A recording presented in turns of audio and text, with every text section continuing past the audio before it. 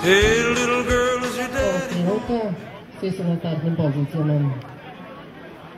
I trka je puštena, Ivo Džima pa Olimpije. Ivo Džima je prvi skočio, ide na čelo trke, Olimpije je bio na drugoj poziciji, sada bitka za tu poziciju. Indija Jade izlazi na drugo mesto, napada Ivo Džimu s polja, Ivo Džima sada na drugoj poziciji, Indija Jade vodi ovu trku, Aron Zoblatički bi trebalo da je na četvrtoj poziciji, prati ih sada Miloš D. Great sa Šašićem, pa Tinče i dalje Indija Jade vodi ovu trku, Ivo Džima drži drugu poziciju, Aron s polja napada Miloš D. Great, Miloš D. Great sada kreće u silovit napad, taj napad trpe Indija Jade, Ivo Džima i Goran Krstić se sada drže čela trke, skroz polja je krenuo sada od pozadi Oja Bun takođe kreće skroz polja, će ući u ciljnoj ravnini, pokušavajući da ugrozi vodeću poziciju Ivo Džime koji ide uz barijeru kroz sredinu, Oja Bun sada skroz polja kreće i lepo oko, Ivo Džima, Oja Bun, lepo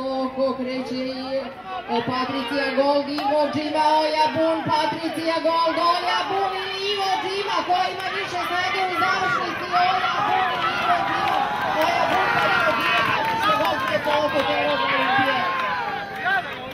Tako je, to bilo još jedno od onih trka koje ste možda očekivali, ali koje ćete pamtiti svakako.